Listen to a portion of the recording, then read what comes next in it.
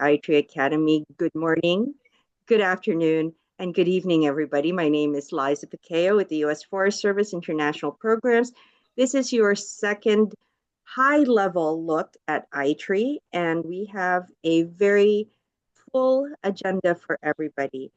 And in the chat, I will put again the WhatsApp group that I've created a community for our iTree Academy so that you can network with each other, as that is really one of the most important things that come out of these academies.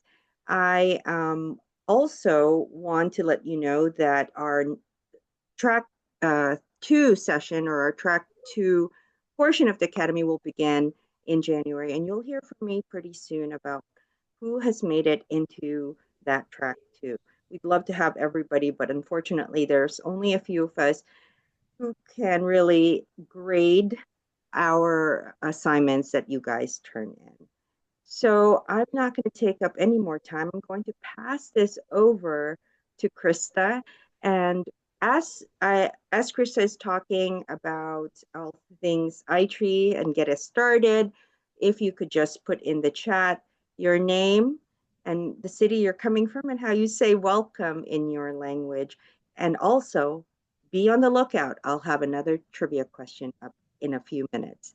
So Krista, it's all yours. Thanks, Liza. Good to see everybody again. And I just wanted to go ahead and take the opportunity to remind everybody that, we're using the Zoom platform today. We're pretty casual with this format. We are going to try to cover a number of like tool how-to items today. But just as a reminder, feel free to be active in the chat. We like when if you recognize other people, or now, as we all know, Liza is serious about her trivia questions, and you never know what you might get on the other side. So don't, put your thinking cap on, but also feel free to throw in any of your questions in that chat window. We will try to get to as many of them in real time as we can. And as always, you are free to email us at the info@itreetools.org website at any time, even if you have questions that you think of next week after our presentation today. So thank you all again for being here. And what I wanted to actually start with today is something a little fun. I know that many of you, we heard from a lot of people with respect to filling out the little survey map that we did. And what I want to do right now is actually going to put the link in the chat. It is already in there, but I wanted to let people know that we have now put folks on the map. And if you want to take a look at it, you are here and you look amazing. One of the things that this map does, importantly, the biggest thing that it does is it puts us all in the same place, right? So if you can, you can see this map, you can take a look at some of the things that people responded to in terms of what makes your town, what is your town known for? What is the place where you are joining us from? What's it famous for? What does everybody talk about when they talk about your town? And we had some really fun answers, but what I like too about this map is that we can see the perspective of folks who joined us for the last academy, and then we're looking at the folks who are joining us this year. And the expansiveness is always what is fun to me. So you can zoom into your location and you can see who's nearby. Sometimes these people might be your friends. Sometimes they're going to be new people that you can maybe start to interact with and see, well, what is it you're doing over on your side of our place? So I just wanted to go ahead and let you know that this was finished. It's ongoing. What we're hoping to do is allow people to utilize this map as a resource. It's sort of, it's fun for us to talk about the different things that people love about where they're from. So whether or not it's a particular food item, or whether or not it happens to be a historical event or item that your town cherishes. And we like the way that these kinds of aspects of who you are and how bringing us together, how those things work together and how many of these answers were similarly common, even if you're from different places. Those treasured items resonate. So it was really fun for me to look at. It was fun for me to make. And I also just wanted to let you know that in terms of, we mentioned using this as a resource. One of the things you can access, people are free to let us know if they would rather not.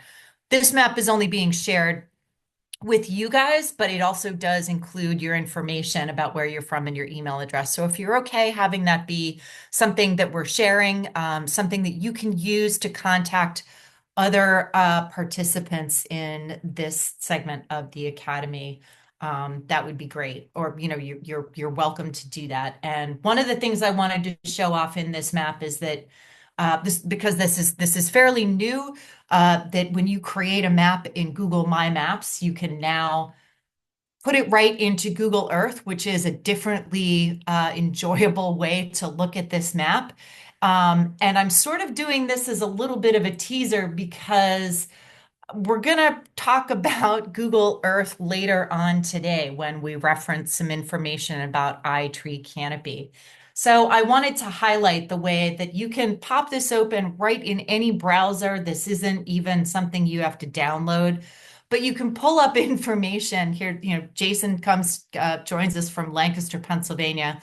There's a very strong Amish community there, and it is very unique to see the ways that they still travel with their buggies. And it's very endearing to a lot of people who live there.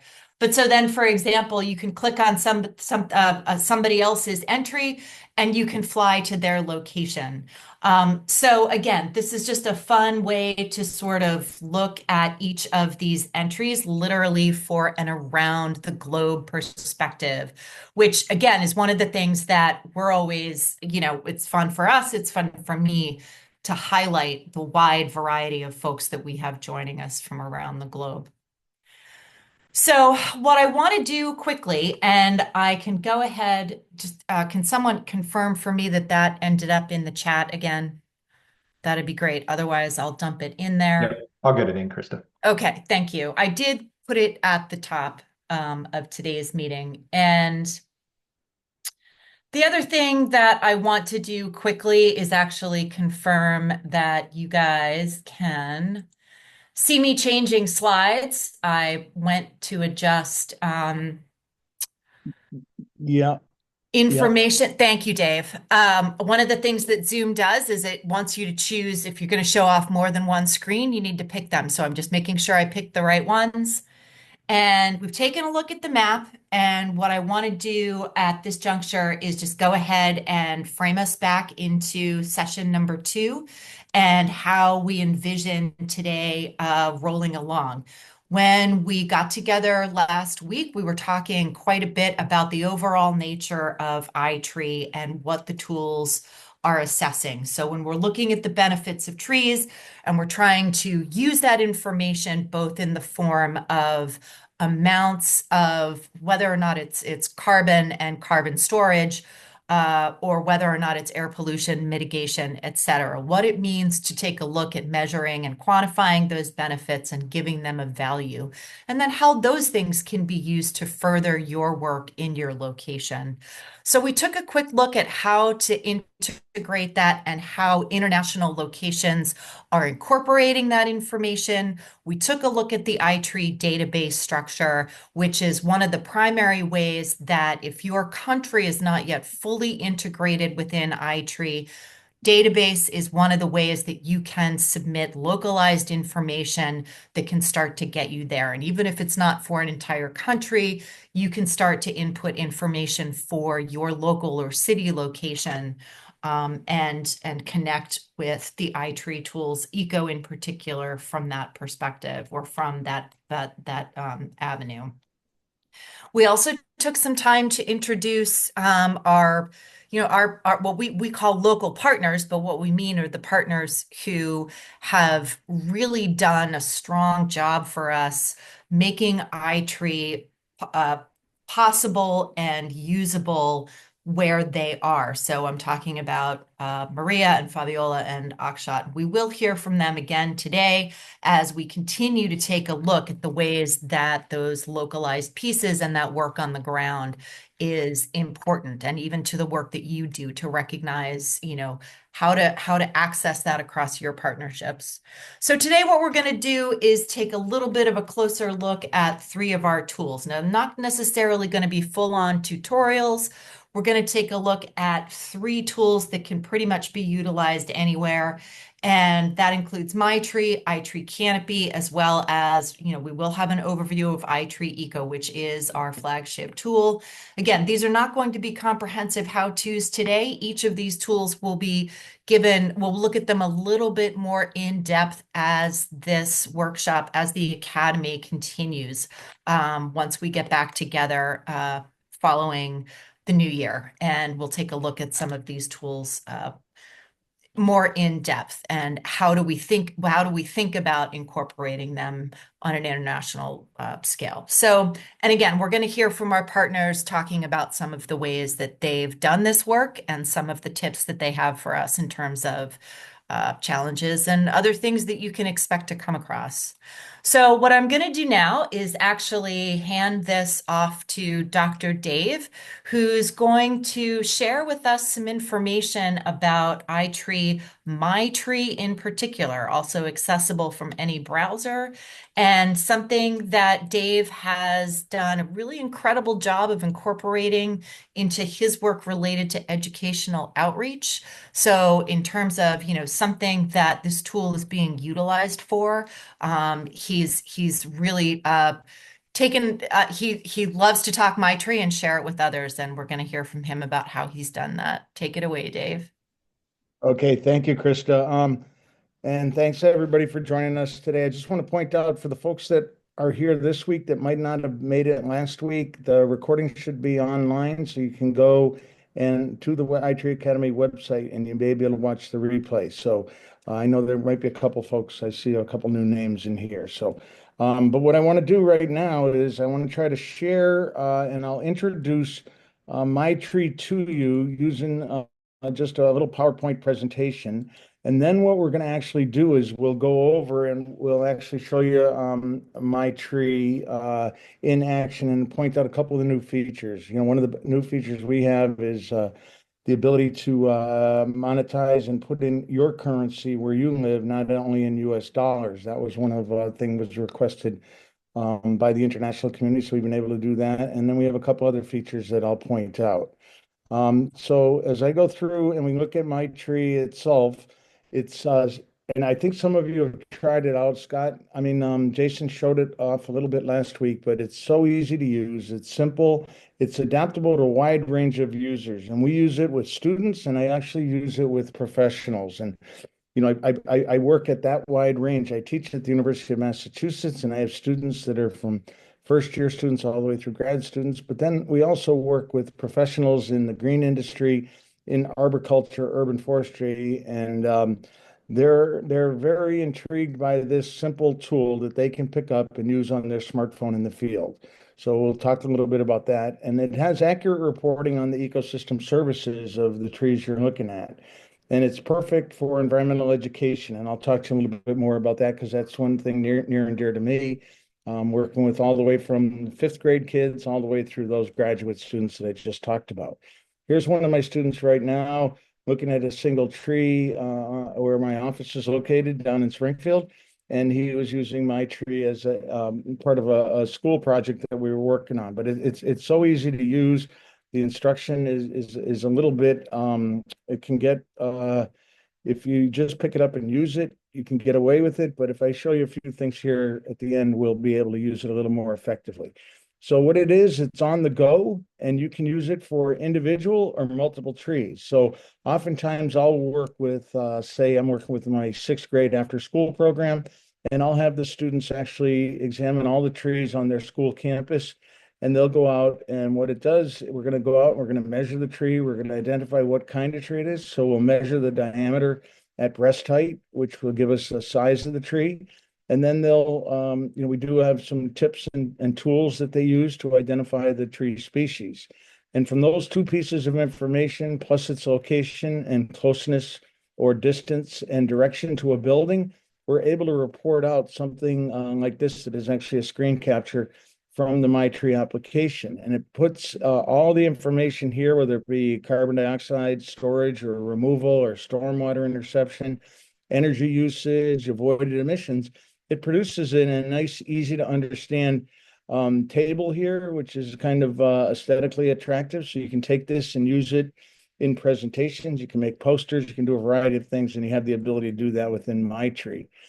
And so here's just a little blow up of one, but we take these posters and we hang them from trees. Jason showed us some of the slides, and I'll show you a few of some of the posters we make. But this one here is a direct science link.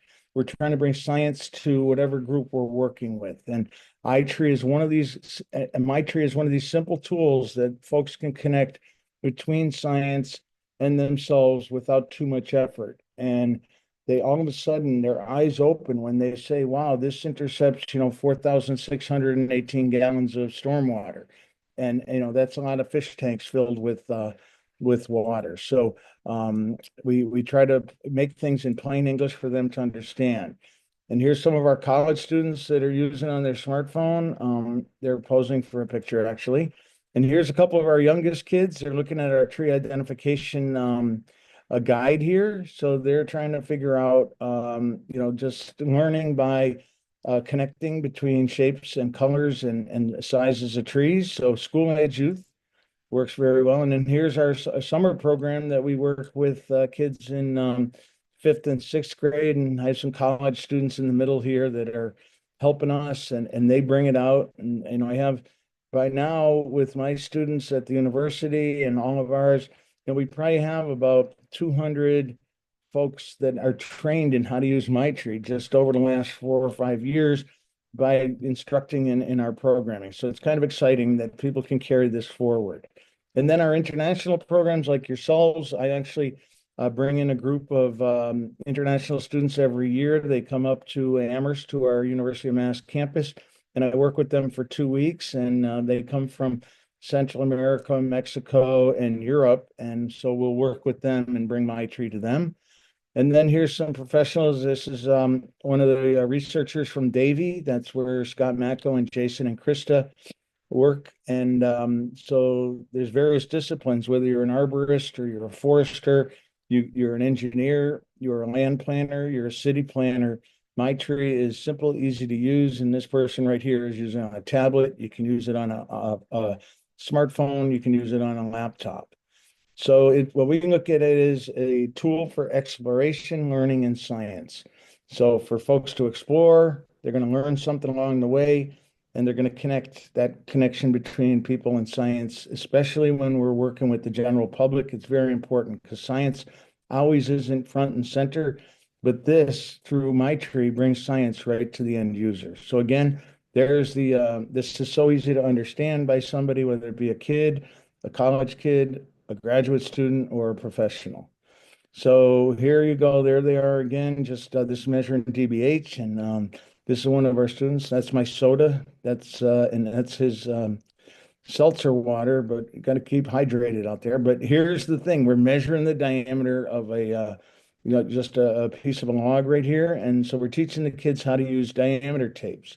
And the adult professional scientist here already knows how to use that. But I'll show you how we can use simple materials. We might not do it today if we might not have time, but I'll show you some tricks to make low cost DBH tapes and clinometers that measure the tree height.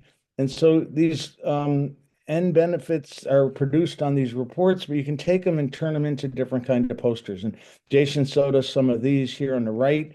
On the left is one that I've used in the past. I try to combine everything into one table, and then I have a barcode that'll take you to more in-depth information on iTree and the values of trees. So it's up to you to take it and use it the way you can.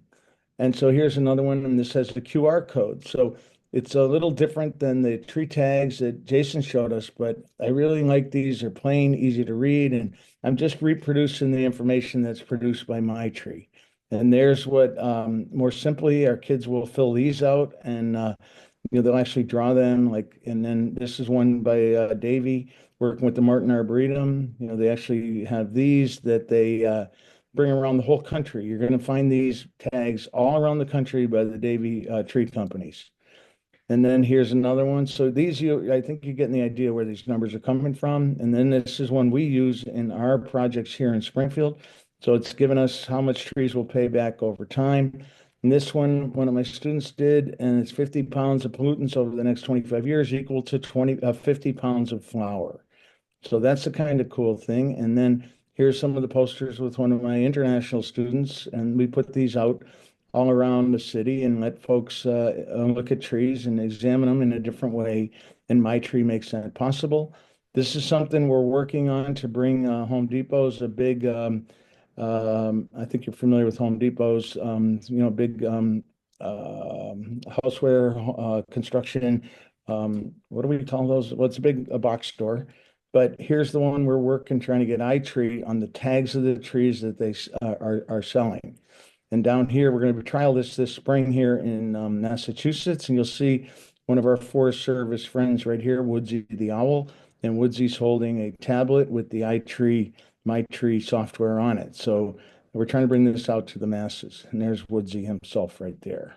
Okay, so however we can get this into the hands of people. So let me just talk a little bit, one more thing about education. I'm going to show you a little video here. I think I can do it. Let me see. Is it going to play? No. So maybe we won't see the video. Hang on. Let me just check and see if I have it here. Dave, were you able to hit that enable content? It goofed up on me yesterday, but I downloaded it and put it on my desktop. And here it is. So it should be coming up right now. There you go. Can you see that, Krista? No, we can still Okay, see hang your slide deck. Okay, so I'm going to stop sharing. Sorry about this little glitch, kids. I'm going to go back here and I'm going to go to share, and it should pop up right there. There we go. Can you see the black? Yep, Okay. awesome.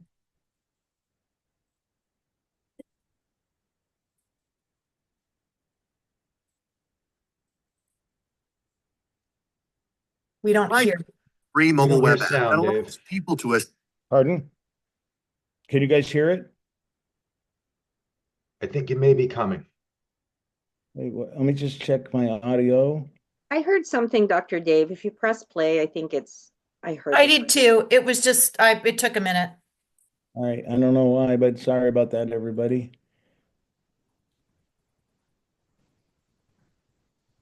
Hang on. There we go.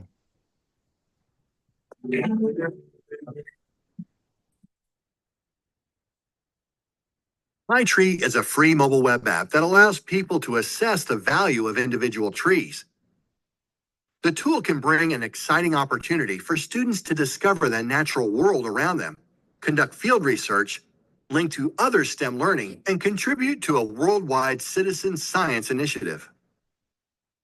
The application has been developed to aid students in assessing the value and benefits provided by their local trees and producing data analysis reports in a simple, easy-to-read format.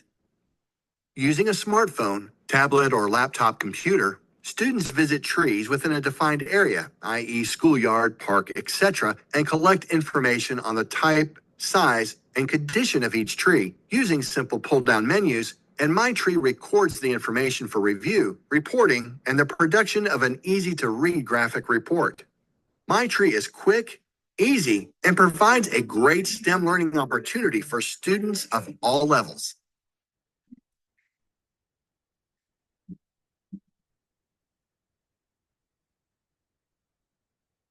I just wanted to show you that because it gives you a great idea of the of how we can adapt it in the school situation. So I'm going to stop my share right now.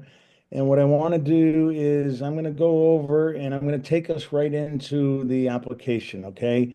And from there, I'll show you a few things, and then If we have time, we can go back and talk, but I think we're going to run out of time, but let's see what I can do here. Let me go here. And I'm going to go right here. So you go to, and everyone can see the iTree Tools homepage. Yep, you're good, Dave.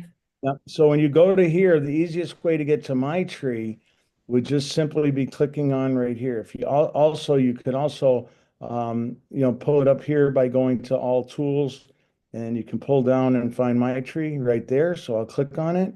And what I'm going to do here now, I'm going to first show you, I'm going to start over. Okay. So I'm deleting anything that I had in there from when I was goofing around with this yesterday. And then we're going to look at the project right here, but then I'm going to select a location for currency conversion. So if I'm with Akshat, I think I can go to Egypt, right? Can I get there? A, B, do we have, there's Egypt.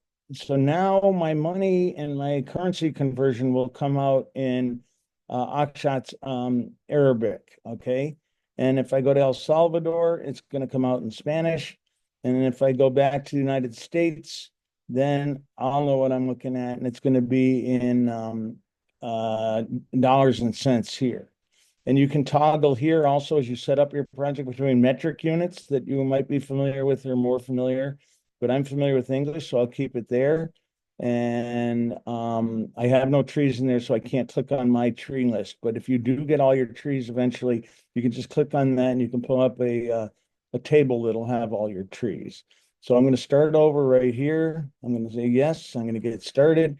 And now it's defaulting down to Washington, D.C., but I can pull up my current location right here when I'm out in the field just by clicking on this. I don't know if I have location services, but I'm going to put in, there it is. So right now I'm here and I'm going to look at a tree over here on Lincoln Street. Okay, so I'm in this building right there. It shows the tree. That's my office right in there. And but I want to get on Lincoln Street. So when it reports out, I want to have the right address on here. So I'm going to go 26 Lincoln Street. Okay, or you can put in any address you have. Oops. And you just put in where you live. And then it'll ask you, and there we are. So now I'm across from my office. I'm right here. And then I'm going to look for that tree right here. So I just click, that's the location of the tree that I want to gauge the value of. So I click on that. Now I'm going to just, and you can see it's right in front of this number 26 at the house. And then it also tells me right here, the latitude and longitude. And if I have trouble, I know this is a sugar maple. So I could click this and it'll pull up all my maples. Okay. And so I could click right here, maple species, and or I could do something like that, or I could look at the scientific name of a tree, or I could pull this one up and it would tell me what it is. But in my case here, I'm just going to start typing in here. The common name is going to be sugar maple. I can just start typing, oops, maple in English. Okay.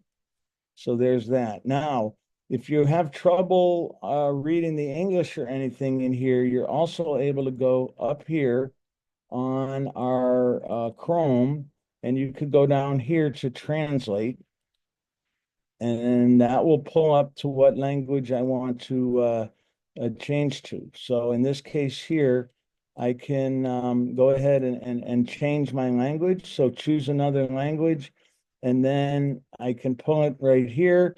And I'm going to say I want to put it in Czech. Okay. And so then it would translate it for us into Czechoslovakian. Okay. So you're able to do that and make life a little bit easier for you. But let's go back and change it back to English because I can't read Czechoslovakian. Okay, so there we are. So you got that feature too. So now I've got my common name here, sugar maple. I'm going to go, my tree is in excellent condition. And I know the one across the street is 35 inches in diameter. I can also put the circumference if I don't have a diameter tape, or it's easier to calculate.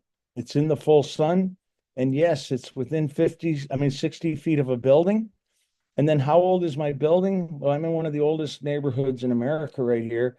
My office right here was built in 1794. So the houses around the neighborhood are. So it's built before 1950. And how far is the building from the tree or the tree from the building? And right here, and if I went back, we can look at the photo later, but it's less than 20 feet. Okay, and now I need to get a direction from the tree to the building. Okay, and this is going to help us to calculate energy because it'll shade the building depending on more shade if it's closer or if it's further away, might maybe not any benefit. So right here, I'm zero, and the distance I'm going back is going to be northwest is the direction. And that's why you can get your direction with a smartphone, or you can carry your own little compass, or you might just be able to figure it out based on your understanding of the area. And then we have some optional fields here. You can put a note. So let's just say international demo. Okay. And then log the type of tree or planting site, and this is existing. And then I can just go here and go to add more trees or get the results. So now I have one tree on the site, and I could go, and when I work with the kids, we'll go to the next tree on the campus, the next one, the next one. But because we don't have a lot of time today, I'm just going to show you this tree, our sugar maple, and here's the benefits that you're kind of familiar with because I've shown you 100 slides of it already. But take a look at that, and right now, this is over 20 years, okay? So, and I can look at now or the benefits over 20 years. Let's go to 20 years because they're a little more impressive. And so here's my 35-inch diameter in excellent condition.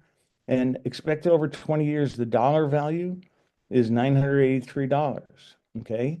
And then you can click on here, and it takes us over to another part of iTree called Our Trees. So if you have a chance, click on that, and it's having trouble loading, but I'm just going to go back here. So there's a little click there for you. The carbon dioxide uptake, you see it, carbon sequestered, the equivalent, stormwater, all of that is filled. Energy use savings, $601. The kilowatt hours and the BTUs for summer heat, winter heating, avoided energy emissions, and all of that is spelled out here for you.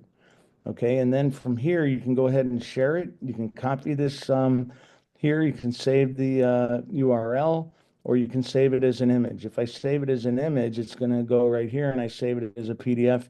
I can put it right on my desktop or where I want. The other thing you can do is you can click on equivalence here, and it'll give you a little bit of an idea here. So with care and maintenance over 20 years, the tree could potentially offset 7,800 miles of CO2 emitted from an average gas-powered passenger vehicle in the U.S., absorb enough stormwater to fill 1,200 bathtubs, and then remove an amount of pollution from the air with gases and particulates equivalent to the weight of 74 smartphones. So the kids love this because they can relate to it. It's very easy. The scientists tell me, well, Dave, can't we have something a little more scientific? But I just like it because it gives you in real world what these might look like. And I can go back to now and see our benefits today are $49 in US money. And I have the same things. And if I want to look at the equivalents, right now it's only 395 miles worth of CO2, 58 bathtubs, and 4 smartphones.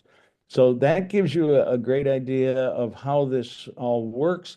The other thing you can do is there's a question mark here. And if you see, as you go through the project, you'll see question marks. If you have any, if you don't understand something, just click on the question mark, and it's going to give you a great little tutorial on each component. Okay. So if I want to look at energy emissions, I'll click on the question mark next to it. So, and then my other menu here, let's go back now and go to my tree list. It's going to have one tree on it. There it is. So, but if I had 20 trees on the campus of the school, I'd have the whole thing and I could look at it right there.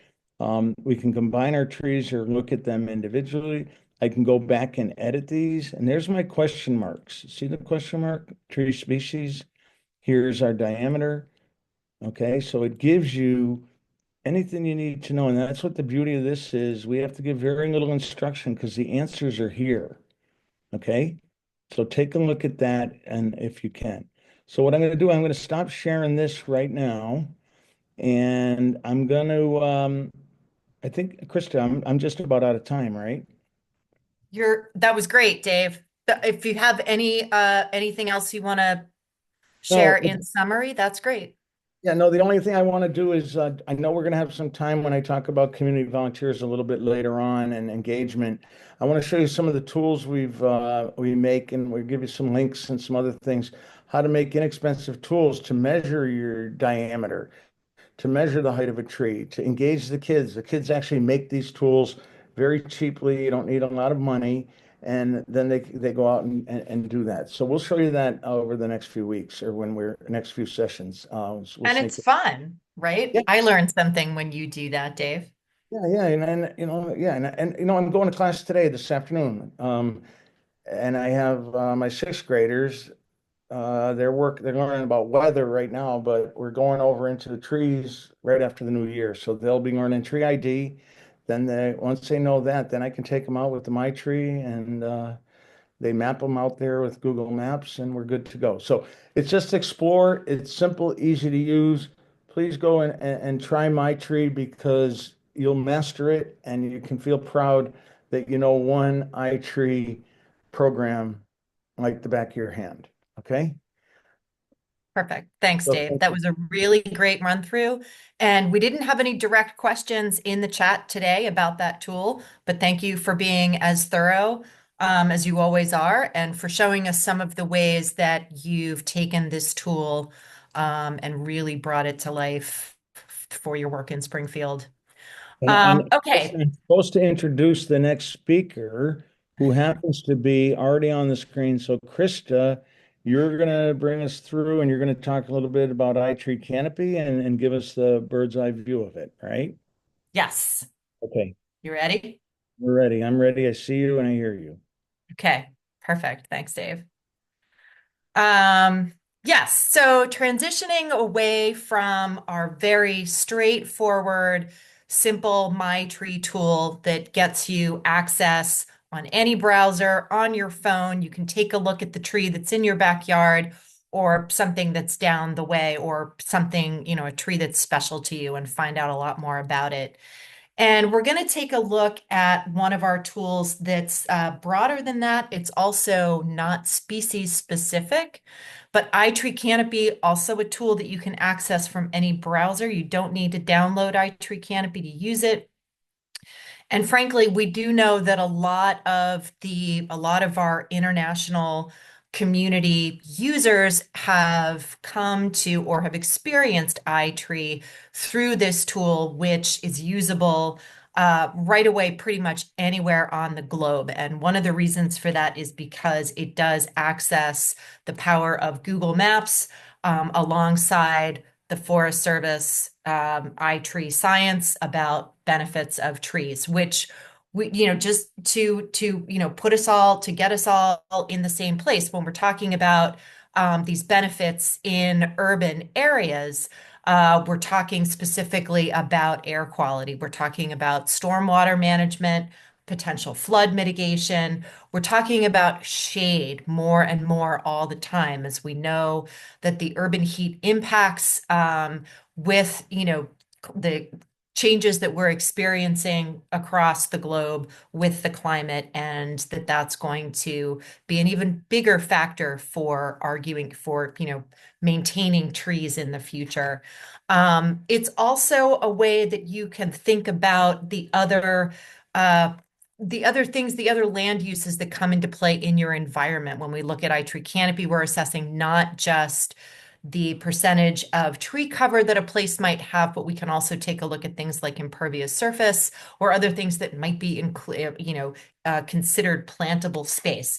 So these are ways that you can, help take a look at your area of interest. It's a way that you can help engage other people who have similar interests, or you can advocate for managing trees better, managing trees in a more diverse distribution of places and for, your project goals specifically. And this is really about trying to understand that what do I have? Where do I have it? Even though, as I mentioned, this tool is not specifically um, species specific. This is going to the user interacts with this program to identify what their area of interest is and to do a fairly quick assessment of how much canopy cover is in that location. And again, what this is going to do is, give you access to Google aerial imagery that you can then use to identify where do you have trees, where do you not have trees. Sometimes it's about understanding better where those trees are, in addition to understanding what kinds of benefits and what the value of those benefits are where you're doing your assessment. So this is why we call this the bird's eye view, or the view from the top. Again, this is introducing a map that uses aerial imagery so that the user can identify the land use that's visible within the area. And what Canopy is doing is assigning, it's a random sample that it will set out automatically. So in terms of the statistical analysis that it's running, Canopy is taking care of that for you. What it's asking you to do is identify what you can see across that set of random points in the sample for your area. So then what it does is it says, all right, based on the tree cover that is seen within this area, it's going to estimate the benefits that you will see in return for those trees. And I'm not going to actually open the tool the same way that Dave did with my tree today, but I want to give you a little bit of a look around. Again, this is something that makes for an easy introduction to iTree in terms of taking a relatively quick look and assessment at the place where you are and to start to better understand what that means for where your canopy is. And once you open the tool, the first thing that it's going to do is ask you where you are, right? So iTree is trying to figure out, with respect to as local information as possible, how does that mean your trees are providing value where you are? So Canopy is one of our more widely accessible tools in terms of user input for these areas. And what I mean by that is that there is a subset of predetermined boundaries that you can access for some locations across the globe. There's also the ability to upload your own shape file within Canopy. And what that means is that if you have access to GIS files or people who work with GIS for your specific location, you can upload those files right to iTree Canopy so that you have the boundaries of, say, your local park system or your local neighborhood or community wards. So those can be handy, those can be used in Canopy, but there's also this option to just go ahead and draw your own area of interest. So for example, you can zoom right into your searched location. In this particular case, we are in Delhi, and you can go ahead and use the draw your boundary tool to just go ahead and delineate whatever geographic subset you want. The next thing that you're going to be asked to consider in Canopy or to set up in the configuration is, what kind of cover class are you looking to assess? More than anything else, what Canopy needs you to do is identify a spot within that random point, within your random point and sample, and say, is this a tree or isn't it? And if it's considered a tree, it will be counted in the assessment of benefits that you're looking for. If it's not a tree, you are able to go ahead and edit this. If you wanted to change grass, herbaceous, or short, you could have something that includes a category that's more like shrubby areas or agricultural areas. Those are all adjustable, so long as you're identifying one category that's capturing where you see tree cover. The next thing it's going to ask you is, again, we're drilling down not so much into the species information with this tool, but where are you? So International locations, there are certain considerations you want to keep in mind when you're using Canopy.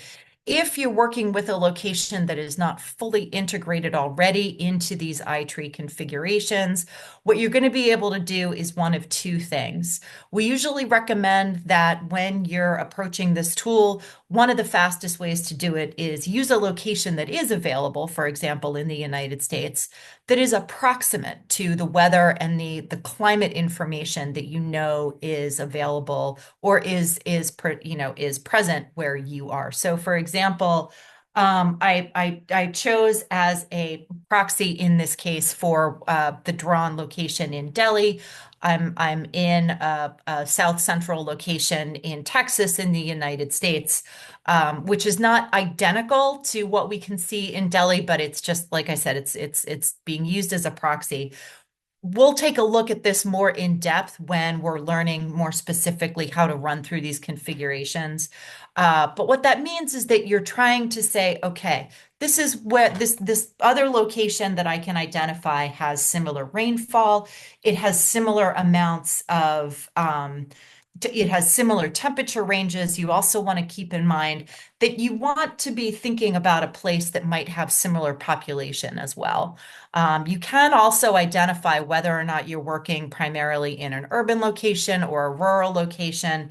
That will impact the benefits that you're getting in return, primarily for things like air pollution mitigation. And the reason for that is because if you're in an urban location, you by definition are going to have a higher density population, so more people will be benefiting from those services that your trees are providing. So that does change up the calculus a little bit.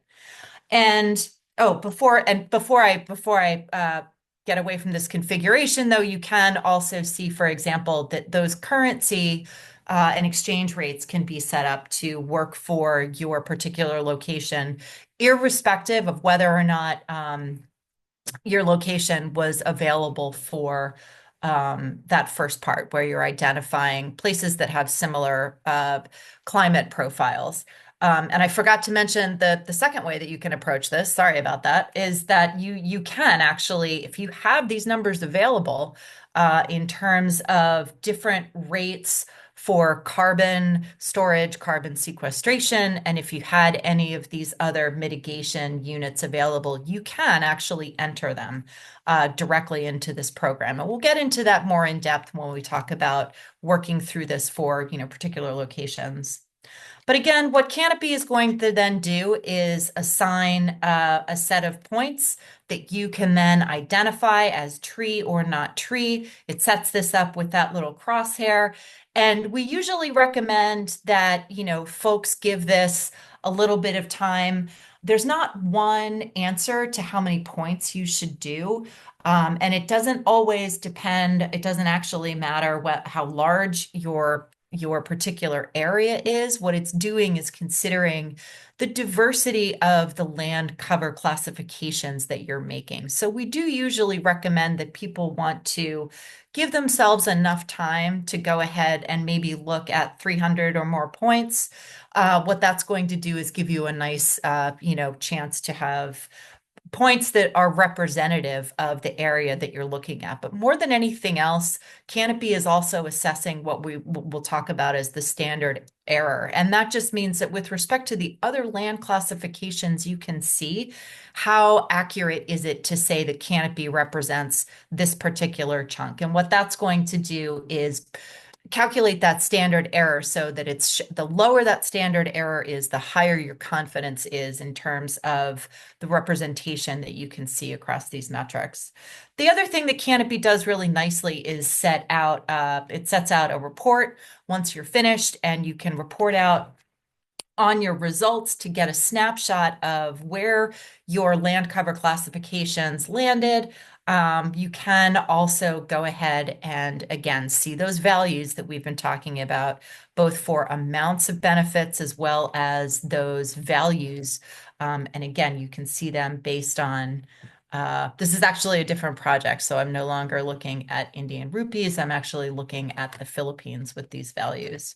So at any rate, these are some of the things that you can then see back in your report, which can be really useful to then turn those around and have them available for when you're when you're trying to figure out your best strategy forward and how you want to plan for whether it's a planting project or whether it's additional tree management where you are, you can use these numbers to advocate for keep doing what you're doing or to maybe secure funding to do more of it, so that you can see how you can do this for areas that might be adjacent to yours. So back to that example of doing neighborhoods or wards, what you can then sort of do is set up something like a comparison. So if you can see canopy is stronger in one neighborhood than it is in another, and you can start to take a look at the other reasons why that might be and what are some of the other factors that impact the canopy coverage,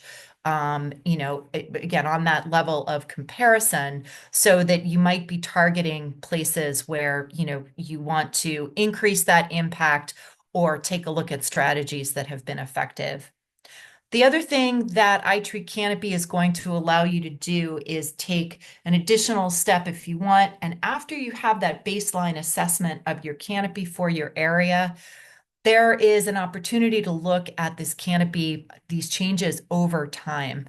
And the way the canopy does that is to utilize Google Earth, which is the platform that we were talking about a little bit earlier with our Academy map.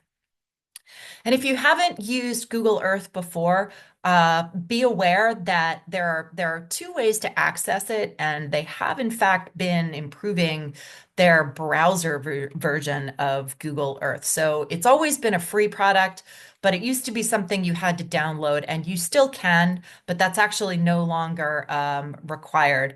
The reason we spend time talking about Google Earth is because, different from Google Maps, Google Earth will allow you to access Google's archive of historic imagery for the globe. And the reason that becomes important is because Canopy is going to let you get the results from your baseline analysis of your assessment of points for your location, and then you can export them into a file that you can utilize in Google Earth. You can look at 10 years prior, you can look at 15 years prior, and you can use that again as that comparison basis for looking at change over time. And that can be really useful in terms of trying to determine, well, we had this event or we had these circumstances at one point, and since then we've implemented project XYZ. If you're trying to take a look at those changes over time, these sorts of relatively quick assessments can help you take that snapshot of what what it was historically versus what it is now. And all of that information can be what helps you move forward with your best strategy. So Google can be, it can take a little while to practice, but be aware that this strategy is not something that you can necessarily learn overnight, but it is pretty quick and easy.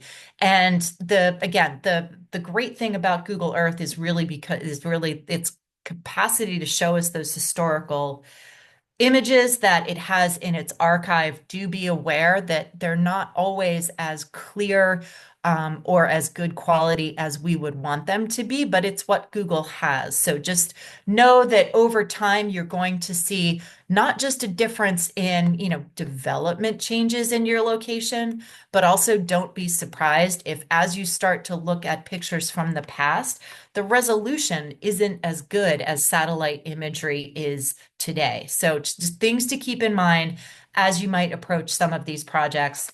But essentially, Google Earth is going to take each one of the points that you've just classified to learn about your canopy cover, and you're going to take a look again at those same points up against those historic images and identify whether or not the land use you can see is the same as it was. So for example, you're looking for changes in where you once had trees, maybe you now have development. You may also see instances where you used to have different pockets of open land where maybe you do now have canopy. More than likely, what you're usually going to see is the nuances or those, smaller changes that can represent growth of development, which is totally normal. But then sometimes you can also see strategies that where improvements in canopy have been achieved in certain, public parklands, for example. So those are usually the smaller, but sometimes important changes that you'll tend to see in canopy.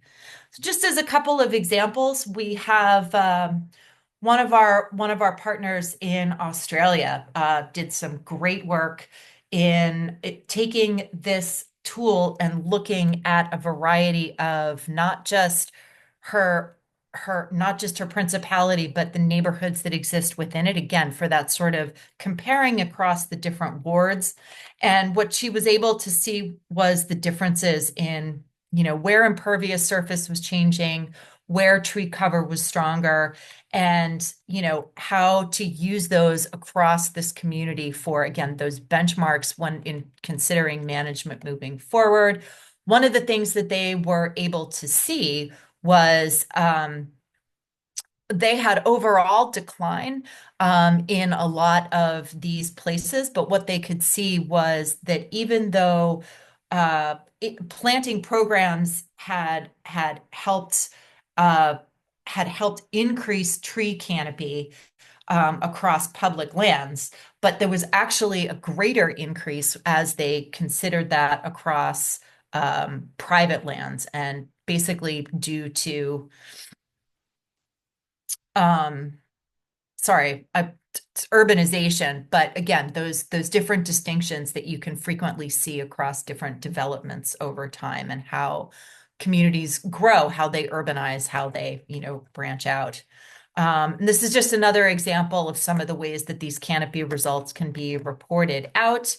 And essentially, in summary, what Canopy can be really useful for is, again, that relatively quick access to this assessment of what you have, where you have it, and that can help you it can help you prioritize your management decisions moving forward.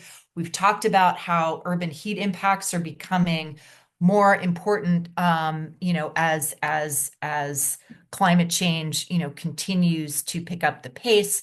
So those are the ways where understanding your impervious surfaces and land cover can actually be just as important as understanding, where your access to trees is helping that.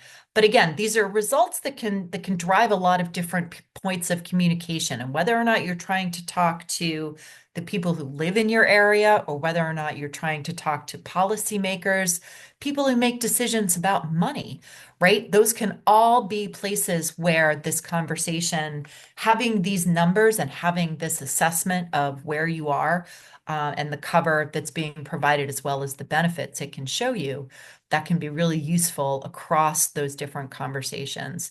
And again, we will talk more in depth as as track 2 of this academy continues. We'll take a little bit more of a step-by-step look at how iTree Canopy works, but wanted to get you just a good brief overview of how that particular tool can be a really nice point of entry and a really good place to start as you're considering what iTree can do for you. So I'm going to actually, I think we're headed into a break. We're going to take about 5 minutes. And Jason, so long as you think we have time for that, yes? Yep, that's perfect. Okay, right on.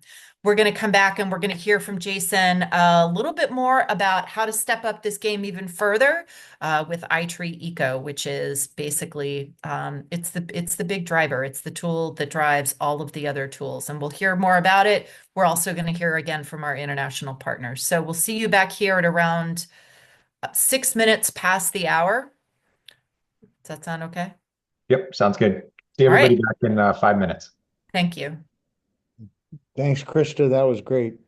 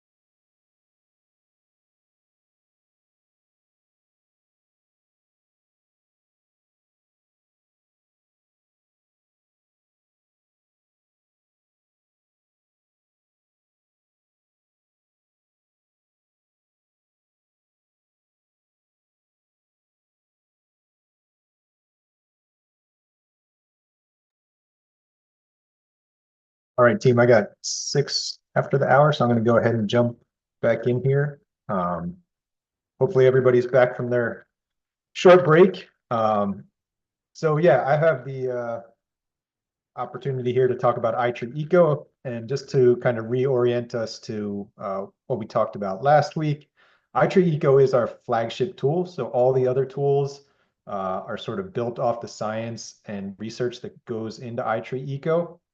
So the map here, everything in green is where iTree Eco has been fully integrated with local data. It works in all the countries in green, just like it does here in the States. And that trickles down to the other tools as well. So if you try and use MyTree in any of these green countries, you'll get results that are local to you using local weather and local pollution. If you move beyond these green countries, because we don't have all that local data, it's going to tend to use US averages, and it'll tell you that. And the same thing with iTree Canopy. So where Krista was showing that, we've got some countries where we have localized benefit values and other countries where we don't. Typically, they have to be localized through iTree Eco first so that we can create those results for your locations in iTree Canopy and other places. But that being said, iTree Eco will work everywhere. Just like in Canopy, you can try using a proxy location, or in iTree Eco, you can actually provide us with local data for your city. So everything in blue here, we have at least one city where a user, folks just like you, have provided us with underlying data to localize the model for an individual city through iTree database. So it can be a great way to still get really accurate local results using that iTree database platform. Again, it takes us 2 months or so once you submit your location and your location details through iTree database to get it into iTree Eco. But lots and lots of folks go this route. You can see we've already got over 400 individual cities integrated. So there may be a city near where you are or in your country or even the city you're working in that someone else has already added to iTree Eco, and it is available there for you to use. So again, iTree Eco, it's a big tool. Typically, when we do an iTree Eco training, if we were doing it in person, we typically do it over 2 days. So I'm just going to try and give you a real high level view of iTree Eco. And with everything we're doing today, talking about MyTree and iTree Canopy and iTree Eco, we just want to provide you with enough information that you can sort of decide which tool might be right for you or the folks you work with if you want to start talking about tree benefits in your location. So with that, to talk about iTree Eco, I think when I think about iTree Eco, it has the maximum amount of flexibility of any of our tools, and it provides the maximum amount of detail. So this flexibility means that you got to do a little bit more thinking up front about what you want to get out of an iTree Eco project. And this level of detail means that it takes a little more on the planning side. It takes a little more organization to collect the necessary data and inputs to iTree Eco. So where MyTree is a super simple to use tool and you can just grab your phone and be estimating tree benefits in no time, iTree Eco is going to have a bit of a learning curve. It's installed software. It has to go on your computer in order for you to be able to use it. So you have to install it on a Windows PC. So all those things create sort of hurdles that make it take a little bit more to get into an iTree Eco project. But when we talk about that flexibility, we're talking about flexibility of scale. So you can do this at all sorts of scales, from sort of a city or watershed scale all the way down to individual tree scales or a neighborhood or a home. The inputs are really flexible. I'll show what I mean by that in a little bit here.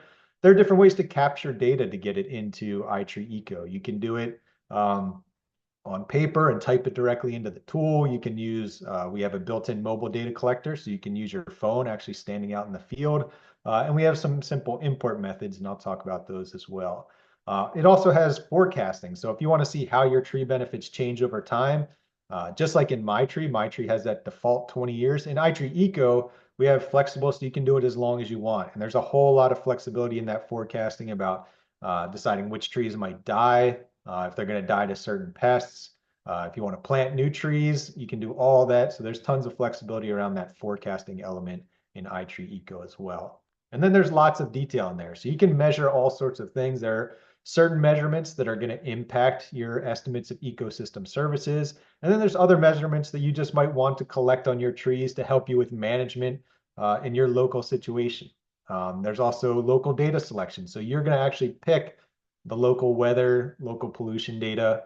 And then we've got tons and tons of detail in the outputs. There's actually more than 75 individual table reports that you can get out of iTree Eco. It includes a 20-page, more than 20-page written report that you can export and adapt. So there's a whole lot of things you can do with Eco. So for me, it really has kind of the widest range of applications.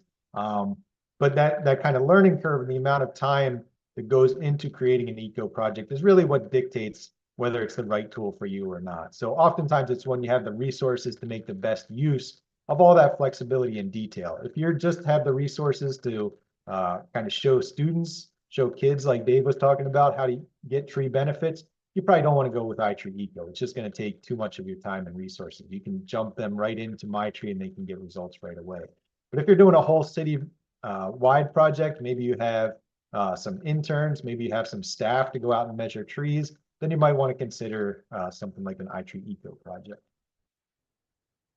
So who uses iTree Eco? There's, again, since it's got that tons of flexibility, we see all sorts of users. So there's governments estimating the trees in their cities, the numbers of trees and the tree benefits. Lots of non-government organizations, NGOs involved in tree care, tree planting, and tree maintenance use iTree Eco to account for the work they're doing, to measure the trees they're planting and the benefits they're providing. We see consultants doing this. So there are consultants who will do iTree Eco projects and get paid for those to do them for a city or a community. Lots of university and campus projects, so measuring all the trees on a university campus or using them in courses to assess cities nearby. Parks and public gardens, you can use iTree Eco to map where your trees are. So you can create public-facing maps based on the trees and tree benefits.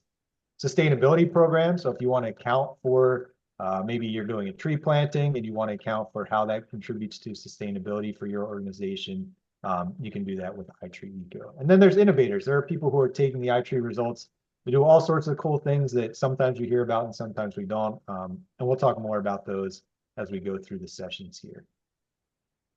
So what does an iTree Eco project look like? It's sort of the highest level. There are kind of 4 basic steps. Project planning.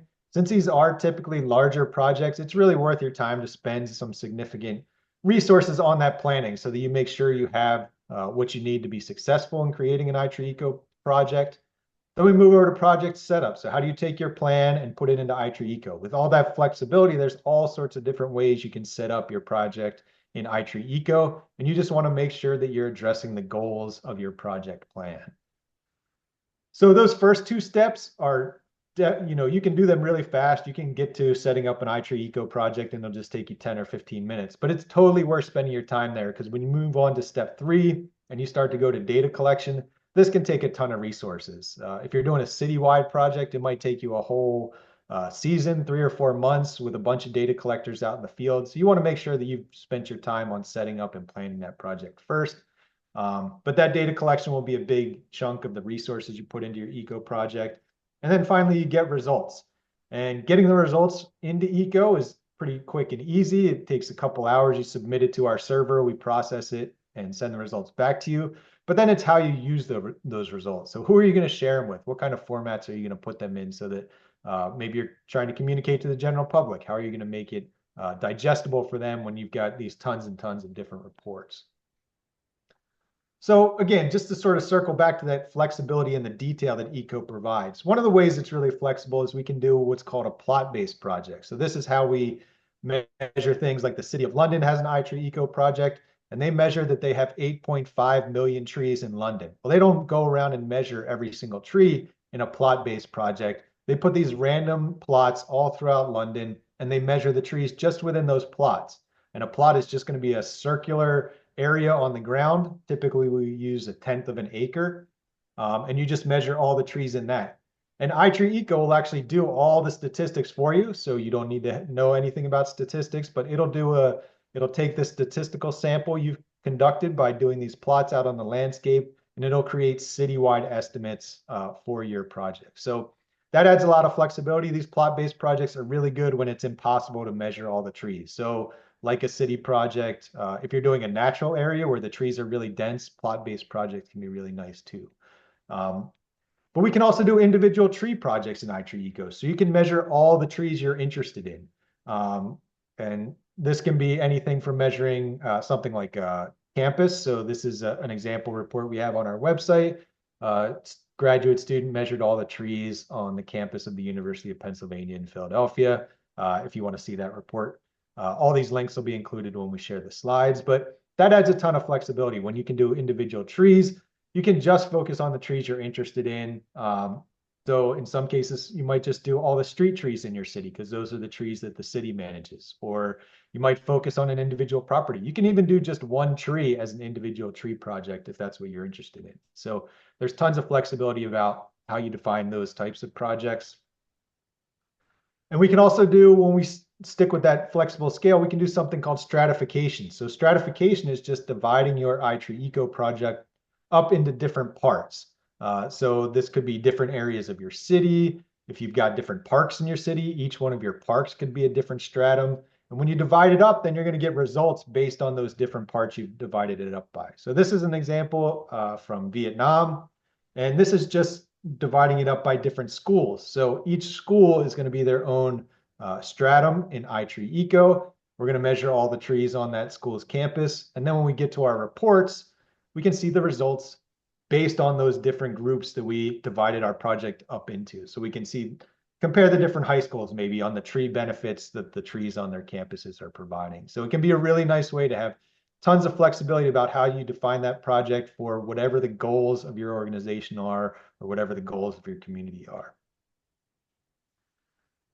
More flexibility here when we get to detailed tree measurements. So you define what you want to measure on every tree and or every plot in your iTree Eco project. At a minimum, you have to do species and DBH, but there's tons of flexibility beyond that. We have some recommended things that you measure, and these recommended options here, total tree height, height to the top of the live crown, and how wide your crown is.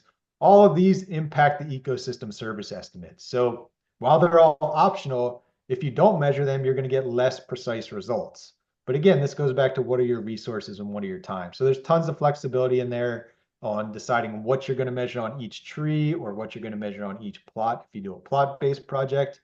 And down here in the lower right, this is actually the dashboard in iTree Eco. And you can see you just check the variables that you want to measure. So you can measure, you can do a really intensive project where you're measuring dozens of variables on each tree, or you can have a more general project where you're going to stick with just species and DBH so that you can move through things a little faster, and you'll sacrifice some of that precision in your results.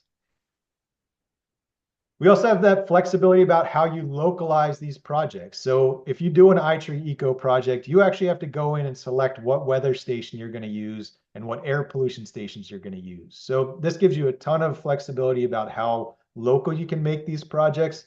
If you go in here and you find that we don't have good precipitation data, so this is Bangkok, Thailand, and you can see when we select this weather station here, just north of the city, it actually has really low rainfall. This 89 millimeters is much lower than what's typical in Bangkok. So in this case, a user did go ahead through iTree database and submitted local precipitation data that was better than what we had. So now they've got a much better estimate of that precipitation.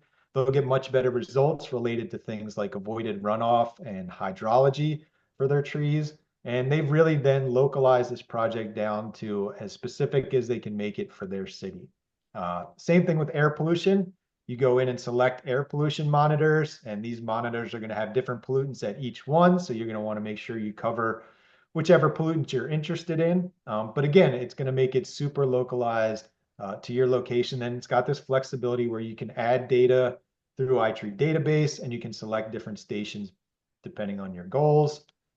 And finally, you can put in your own benefit prices. So we have some default prices that we'll put in there. We will actually allow you to put in an exchange rate, so you can look up today's rate or put in any rate you want. So it'll convert anything that's in US dollars to local currency. But if you've got monetary values for things like electricity or heating in your community, you can put those in here. And again, you'll have more localized results. So there's tons of flexibility in how you do this. If you don't want to do any of this, you can just use our defaults. And again, you're not going to have to worry about entering all these additional details.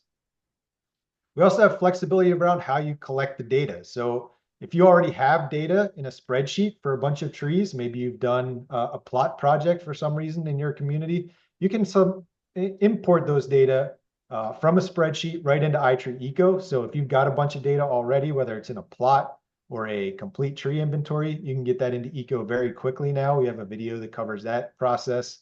And you can even collect data on your mobile device. So with iTree Eco, we have a mobile data collector, and this would even allow you to map your tree location. So without knowing anything about GPS or GIS, you can go out there with your phone, tap on the tree you want to measure, and it'll collect those coordinates so that you could later perhaps map those or use them in some other output.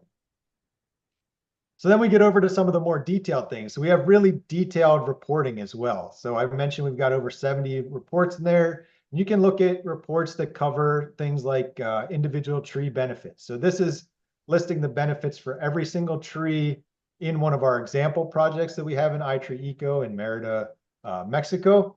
And you can look at the individual tree benefits. And in this case, they collected these coordinates as well for each one of those trees. So if you wanted to go ahead and turn this into a map outside of iTree Eco, when I got my map pop behind there, you can turn them into a map, and it'll, for each one of your trees, you can put those on the map and look at tree benefits in something just like that My Map that Krista shared with everybody's locations. But in this case, it's going to be trees and tree benefits. We can also look at our written report. So there's a written report included in iTree Eco, and this written report is a PDF, but you can export it as a Word document or a text document. So it's completely editable. So you can edit anything in here. Some of the figures are a little dated. You can take them out and put in more recent figures. You can take any of the text that's in here if you want to do a written report. It has a lot of background information and a lot of text about the methods of the tools that can be really useful for communicating your iTree Eco project. And then we've got lots of other results. So within iTree Eco, we go beyond just those 4 core results that we have in our other tools. Those would be carbon, energy, hydrology, and air pollution. We add things like UV impacts. So how much do trees contribute to reducing incoming UV radiation, which could impact human health through increased skin cancer? How do trees sometimes provide negative ecosystem services? Like how do they contribute to local allergies or increase airborne pollen? Also things like foodscapes. Are there food benefits for people or animals being generated by the trees in your inventory? So lots of additional ecosystem services in there. We also calculate something called replacement value. So if you wanted to replace this exact tree, what would that cost? And that can be really useful if you're talking to trying to reduce development that may remove trees in the area that you're working in. You can talk about how much it would cost to replace those trees.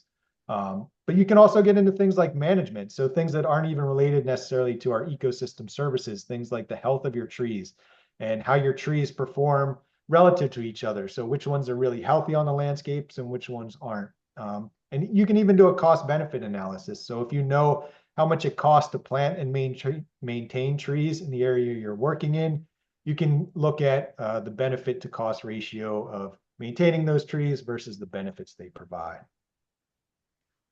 So there are lots of advantages to iTree Eco. It includes that local modeling. It's going to be more local than any of our other tools just because it gets to those really specific where you can select the weather and pollution. We're constantly improving it. It has that flexible data. You can collect different variables and you can collect them in whatever way makes the most sense for your project. That data import we found is really powerful. There are lots of people using that to get in huge projects, like up to 500,000 trees into iTree Eco to get their ecosystem services. If you wanted to enter 500,000 trees into MyTree, it would take you a very, very long time. In Eco, you can do it in half a day or so. And there's options to improve. You can provide that underlying data to get more localized results. There are some limitations. So that local data, it's only going to be as local as whatever data we have provided. So if we're missing something nearby, you might not get those local results. We're limited to the species that we have models for and the underlying data we have. So if we don't have your species in there, you would need to provide some additional information so we could get species-specific results for the trees you're working on. Again, Eco has a little bit more of a learning curve. You do have to install that software and learn how to use it. And the accuracy is really going to depend on what you collect. So if you just collect species in DBH, you're going to be a little less accurate than if you collect those wider array of data on every tree. And if you want to be successful with eco, it's nice to understand these advantages and limitations and see what's available. It's really good to start out with that project planning stage and take some time there, define your objectives, make sure that eco and the project you're setting up is going to meet those objectives. Once you start collecting data, it's really hard to go back and change your project. And do all this in light of the resources you have. So how much time do you have? Are you going to need specialized equipment to measure things like tree heights? Then if you do and you don't have that equipment, maybe you don't want to measure tree height. So understanding those limitations of your resources is important as well.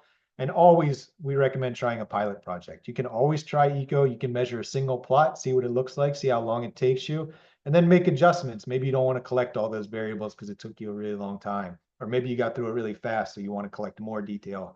So always a pilot project is going to be really informative.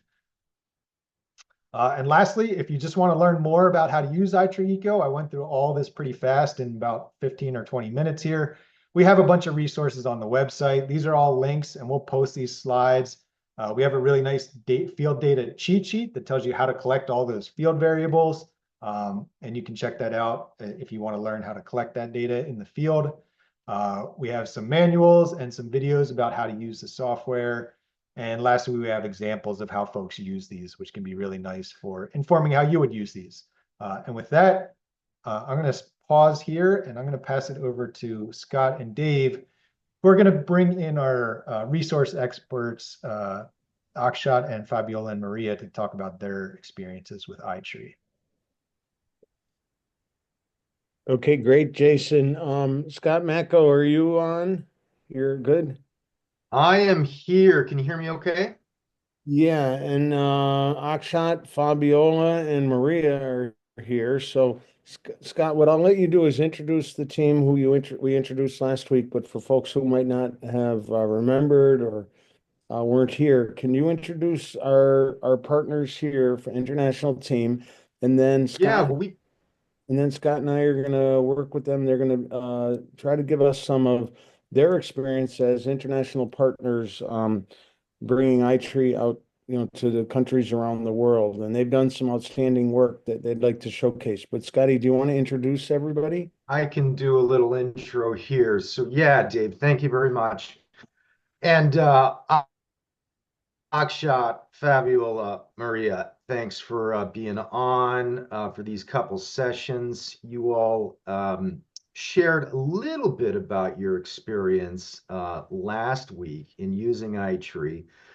And so what we thought we would do with these last minutes we have here today is dig into that a little bit and ask some questions, how you got started, why iTree, things like that.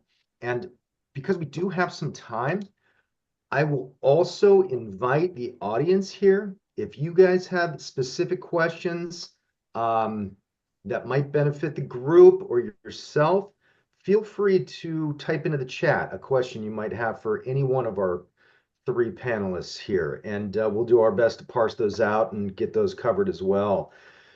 But, again, by way of introduction here, we're all here for a reason. We're interested in iTree. Everybody likes the idea of iTree, and that's really ramped up in the last several years to the tune of over, I mentioned it last week, to the tune of over 1 million users across the globe now using iTree. Again, you've heard it last week, you've heard it today, whether you want to understand your tree canopy, as Krista was talking about, the extent of your forest and what species you have, how they're distributed across the landscape, as Jason was talking about, iTreeEco today, what you have, what those trees are doing for you, and perhaps why it's worth the price to plant, maintain, and preserve trees. This is why people are using iTree. We use it for advocacy, as Krista mentioned, to engage public and city leaders. And I think even more increasingly over the past handful of years, people are using it for accountability. If they are going to embark on a tree planting campaign, you can go in, you can measure what those trees are doing for you. Are you reaching your goals and meeting the needs of the pure reason of why you're planting trees in the first place? So we use it for a lot of different reasons. But I think true, meaningful change in forest management, planning, and policy is a little bit more difficult, a little bit more involved. And I've been around for a while with iTree, some 20 plus years, and I've seen a lot of iTree projects come and go. People again, they love the idea of it. They go out, they do iTree, highlight a few benefits that the trees are providing. And then a lot of times that information will be put on a shelf, collect dust, never to be seen again, and we move on to the next thing. So thinking about what Jason was talking about, defining your objectives, understanding your goals, that I believe is a critical factor with iTree, maybe one of the most critical factors if you're really going to dig into iTree. Why are you doing it? What are you trying to connect trees with? Whether that's those local environmental issues, we talked about air, water, urban heat, climate resilience, engaging those local populations to really preserve, plant, protect, or perhaps justify budgets. But it's those people who are successful with iTree have taken that next step, demonstrating that trees are truly part of the solution. Um, Again, human health, crime, it could be any one of those environmental issues, or just simply trying to make our cities more livable. So, that being said, making a connection is important. And I think you three provided great examples last week of how you've done that. So, we just wanted to explore that a little bit more today. So, Maria, I'm going to start with you, and Dave, feel free to jump in here, as well as our other folks on the line here. And again, if you have specific questions, please do type them into the chat. But Maria, you've been doing, boy, iTree almost as long as me, I believe. So what I wanted to ask you, thinking about not yesterday, because you continue to work with iTree, or last year, or maybe even 3 years ago, but going back to the beginning, for you, why was iTree a tool you sought out? Okay, thank you, Scott, and everyone. Um, I started working with i3 since 2012, more or less. I was a professor at the Antioquia School of Engineering. We had the environmental engineering program, and I have a forestry background. So in my research group, we were working on this question. What was the effect of urban trees on environmental quality? I mean, it is a simple question, apparently. So we did a Google search and we came across with this beautiful program, iTree. I mean, from the beginning, I got in love with this software and also my students. So we got in contact with David Nowak, the leader of iTree in that time, and we invited him to a workshop on iTree. So he came to Medellin, and from that moment on, we have been working on all the iTree tools. So that was my first question. What was the effect of urban trees on environmental quality, especially air quality? So, yeah, I'm from, for example, now we are working with the urban forest management plan in Medellin, and we have been using those results too. So, yeah, that's how we started. Maria, how many years ago was that you did that first study? 2014. 14, so 11 years, or coming up on 11 years. Yeah. And Maria, thinking about, going back 12 years ago, iTree was a little bit different back then. Maybe I would say not quite as easy to use or as accessible as it is today. So what were some of your challenges getting started? Actually, at that time, Colombia was not in I3. It was not integrated. Colombia was integrated in 2019. So in 2014, we had to send the data to David, I mean, to the people who process the data. And now we can use it very easily. I mean, as fast as we can enter now 500 trees, and in less than an hour we have the results. So definitely it was more difficult back then than it is now, definitely. And Akshat. yeah. Oh, go ahead, Dave. Oh, I just want to see, Akshat has been doing this as long, if not more than Maria. And I know Akshat, originally you were doing work on your own and spending a ton of time until then you got introduced to the iTree team. And then everyone was so impressed that we made you part of our iTree team by extension.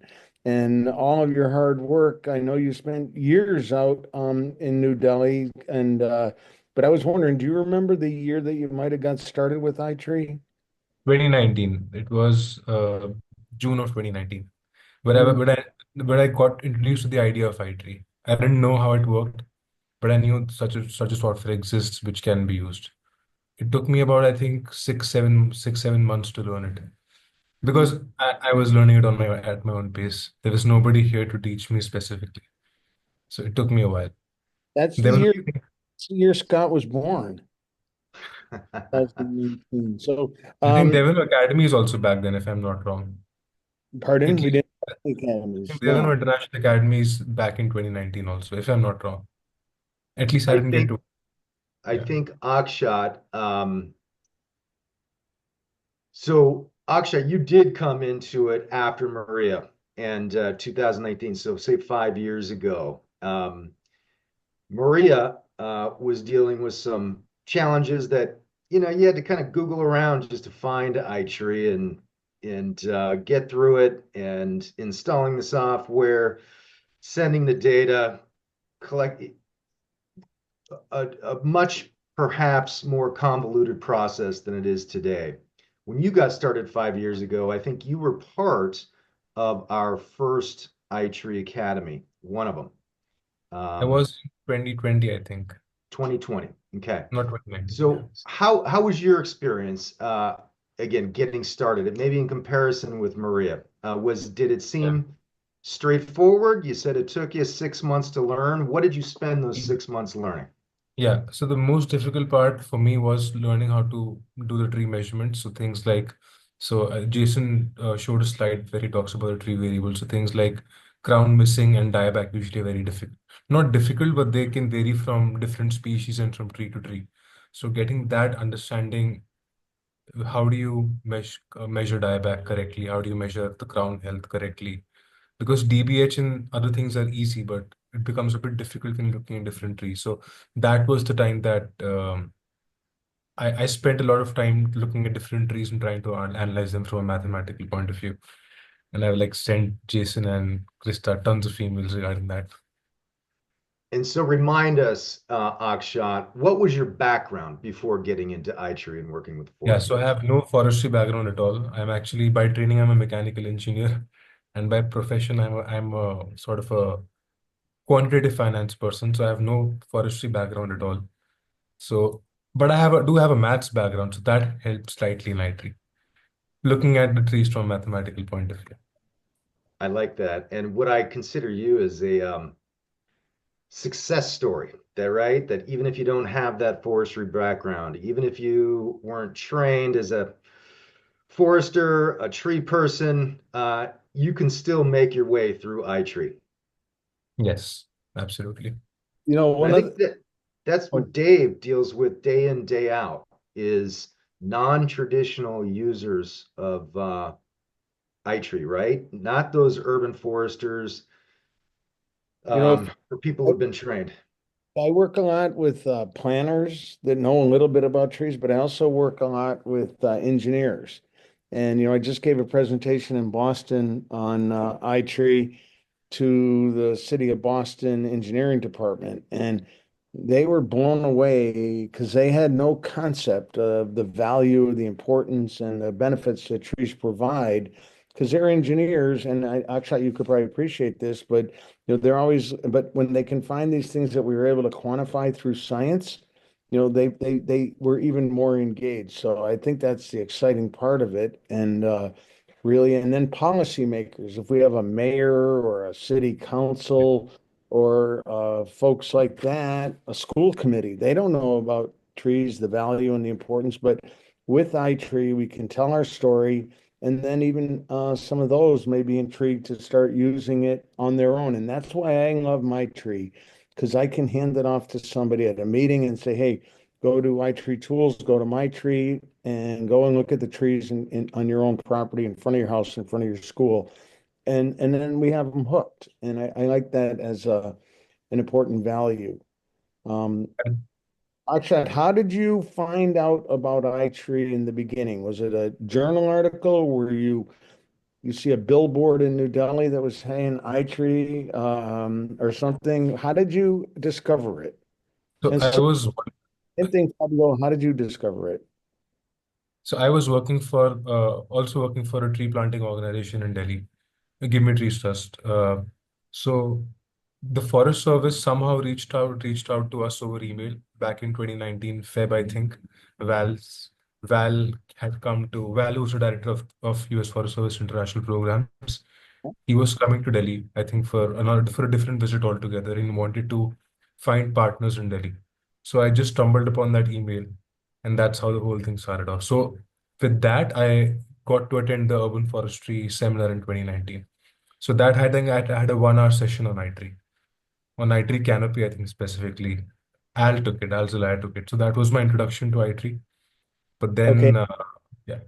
And Val is Liza's boss, so he is an important a proponent of iTree and all of our international programs. So that's good to hear that you stumbled on it not by accident, but by us having some engagement there. How about you, Fabiola? How did you first hear about it or see it, or Maria? How did you guys discover iTree? Well, I get involved with I3 because um, I participate in the integration of Mexico cities to I3 ecos. So that's why I made I3. And that was an advantage because uh, uh, I got to get a lot of information about weather and tree species, and I didn't know um, why I need to collect a lot of data. So I begin to get involved in the models that were behind I3, and I understood why I need all this data. So I get confidence with the tool. And after the integration, I begin to use it in pilot projects. So that's why I get involved with I3. Okay, and then Maria, how did you, because you work for the Forest Service and with our team, was it brought over to you by our international? Did you come over here and it was introduced to you at a meeting, or how did you discover it?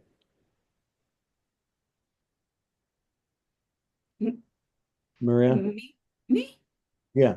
I thought the question was for Fabiola. No. Mm, I'm sorry, David. Can you repeat the question, please? Yeah, David? how did you first discover iTree? Was it through outreach through the international programs? Did you go to a conference? Did you go No, upon it?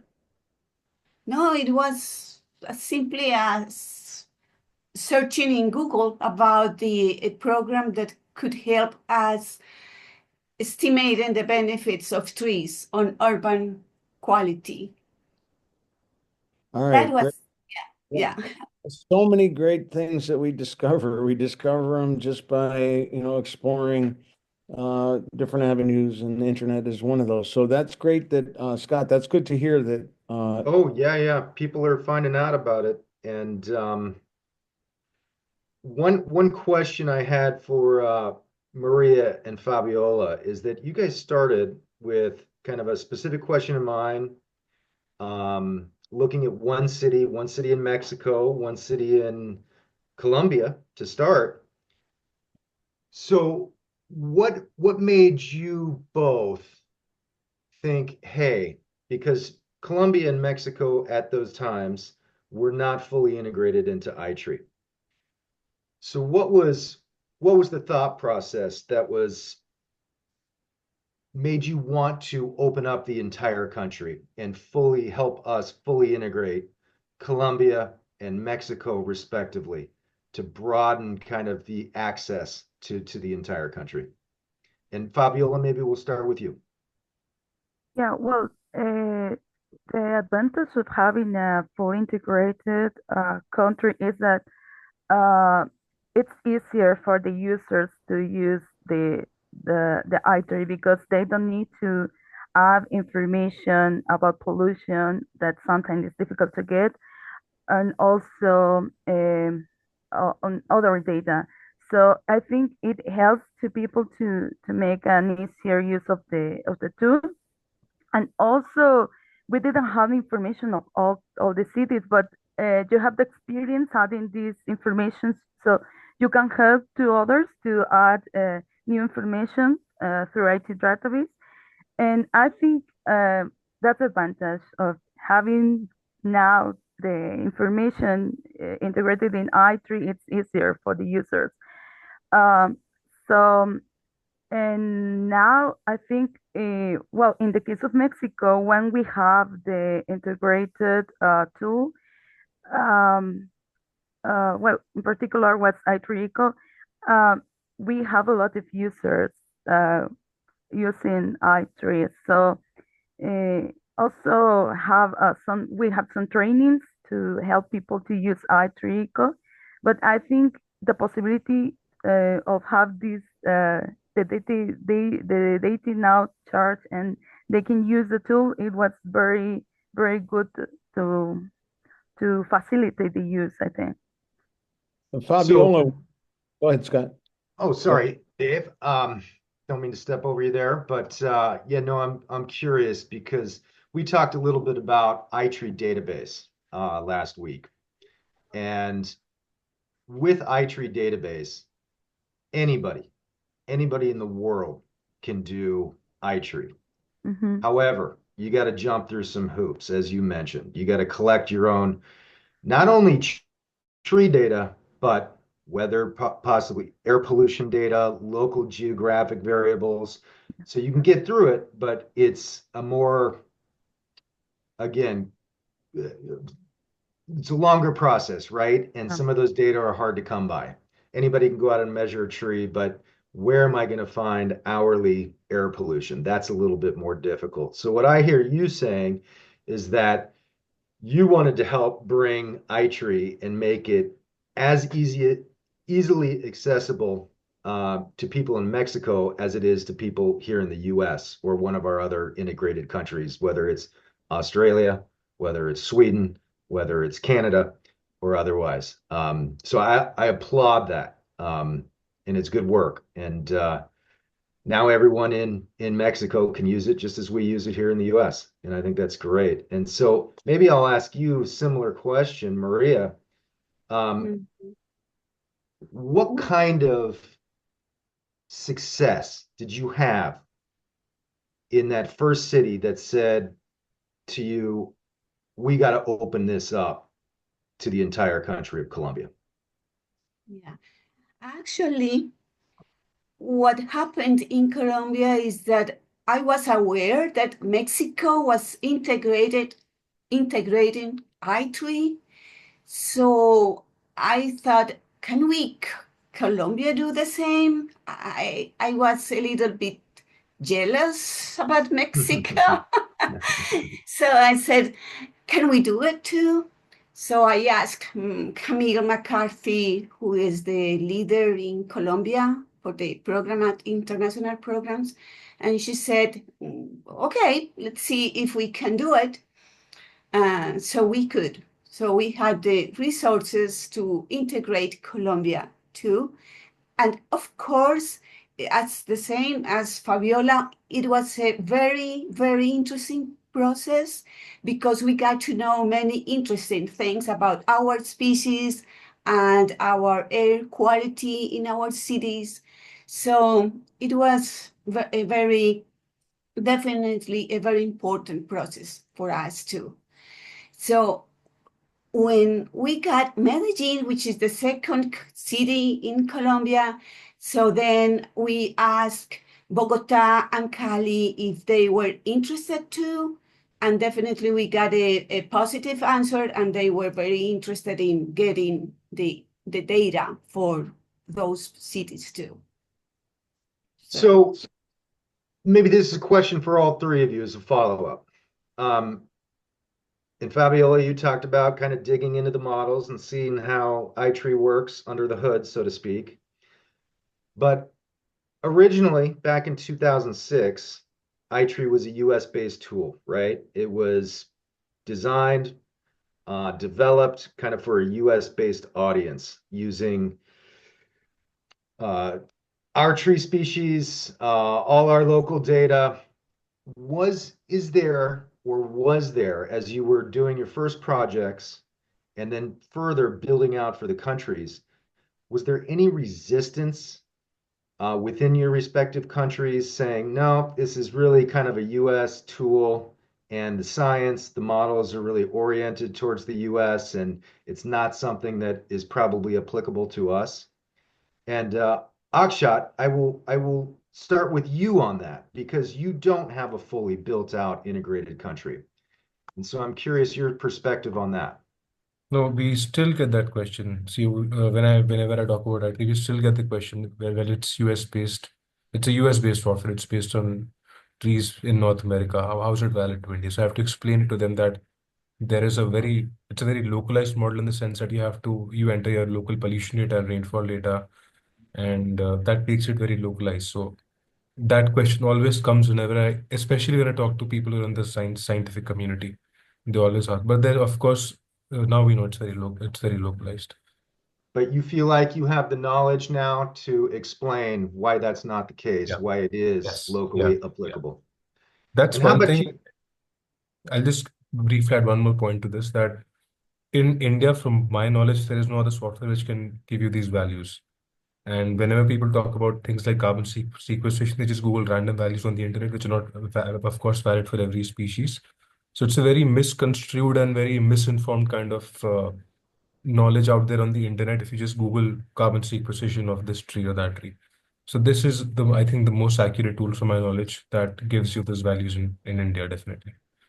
That's a good point. So you're saying, in contrary, it's where else are you going to get this information? iTree really is the only tool, and that'll give It's the you way, exactly. standardized data. Is that Yeah. your experience, Maria, in Colombia? Um, in Colombia, I had resistance from a person in Bogota because a student from forest engineering made a project thesis, and she found that the I-tree couldn't be applied in Colombia because the species were not in the software. So for me, that was like a motivation uh, and start searching about all the tree species that we had in Colombia in the urban areas and try to add them into I-tree. So that's how we added like 800 species, I-tree had the genus, the genera, but we entered the species. So it was like a motivation for us to improve all the information that I3 has in order to be applied in Colombia in a more complete way. Yeah, and I think between you, Fabiola, and some others from other countries, that's was part of the reason why we developed iTree database to be more expansive and be able to add some of those new tree species that we didn't currently have in our database. So Yeah, thanks to you both for that. And Fabiola, how is iTree being accepted in Mexico? Is it settled science or there's still some skepticism? Um, at the beginning, yeah, people think that was fascinated to have a tool to estimate environmental services, but they think like, okay, but what are the models, how they are functioning? Um, Sometimes uh, it's difficult to say that one tool can give you a lot of things, so a lot of information. And one thing we did to try to construct confidence on the on the tool was that we use some few um, carbon storage models in some species in Mexico that were generated with urban forests, and we calculate we use these models and we compare this with the model with the estimations get it with I3, and they were similar. So we were testing that the tool was giving a good estimation in that case of carbon storage. Uh, but we didn't have Mexico models to estimate pollution removal or other services. So uh, the point is that if we don't have this model, the best we have is I3, I think. So because I3 is using local information, it's using uh, the pollution data that we have in our cities. So it's I think we don't have now a better option. So that's why people is using I3 because for us it was really good because we didn't have all this research to make the estimation of these services. Yeah, I think your sentiment there is echoes what Akshat was saying about the acceptance and standardized data and Yeah. having that accessible to you. And I think what all three of you represent now um, is a model for other people across the globe, right? It's no longer just people in the US and looking at anecdotal projects about Chicago or New York or Los Angeles, but man, if people can do this in Delhi, if people can do this in Colombia, if people can do this in Mexico, we can do it in our own country. So I applaud all your work over the years helping to make iTree come alive for folks. Um, we got about 2 minutes because I know Liza just has another minute or so of wrap up here, but in our last minute or two here, I just want to ask one question to all three of you, and I'll give you each 30 seconds to answer. But we got a lot of new people that are kind of getting introduced to iTree for the first time. You all have years of experience using iTree. Given that, in 30 seconds, and I'm going to start with you, Akshat, if you had to change one thing or do one thing different throughout your iTree journey, what would it be? Yeah, actually, I was going to say this. So it took me 4 or 5 months to learn because I said at that time there was no academy. I joined the academy basically after 1 year. I learned about IT. So now you have an academy that you can directly learn from. And second, at that time there weren't a lot of videos on YouTube that you could watch. So the IT Tools YouTube channel has a lot of new tutorials now.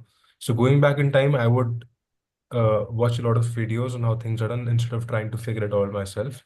So that just saves a lot of time. So I was trying to figure everything out myself, how this works, that works. I was just taking help directly from either YouTube or ask the experts. So now it's much easier Akshat. to just do that. Thank you, Akshat. Maria, one thing you could change or do differently, what would it be? With I3, I think that I mean I I want to go deeper in every single tool that I3 has. That's my main challenge, to go into all the utilities that you have in the United States for Colombia. Marie, There's a lot there that we offer. which Fabiola, again, one thing you would do differently or just simply one piece of advice for that new user coming into iTree? Um, I think Uh, well, in my case, I think something I would like to know more about iTree before I use it. Maybe different applications. Something that I begin to learn using that, but all that you can do with iTree, I think it's very good. But I didn't know that until I begin to see other experiences and other applications in the world. So I think having different, I don't know, see different uses of these apps could be very useful to inspiring people to use them. And an advice for people using iTree is like Jason said mentioned, that you can use it like a pilot project in a small scale to test the tool, how to measure variables, and how to take to measure and you know, and get trained and the measurement and using iTree, and after that you can use it more. That's good advice. You don't have to Yeah. go big off the bat, right? It doesn't have to be a Yeah. month-long or years-long project. You can do something, as Dave showed us, with MyTree in the next 10 minutes, and you'll be exploring what iTree has to offer. I apologize. This is always a good conversation with you three. We do got to close out with Liza here, but Maria, Akshat, Fabiola, thank you again for being our ambassadors. Thank you. Liza, over to you. Thank you, Scott. Thank you, Dr. Dave and Akshat, Maria, and Fabiola. And thank you, everybody here, for staying just a little bit later after the hour, especially. I know it's pretty late in some of the regions around the world. So with that, I just want to put, again, I did put it in the chat. Krista also put in the chat a couple of links. One to our WhatsApp community for this academy. Do join it. You can learn a lot from each other. And then this recording for this session, as well as the previous one and other resources, will be on that webpage that Krista put out.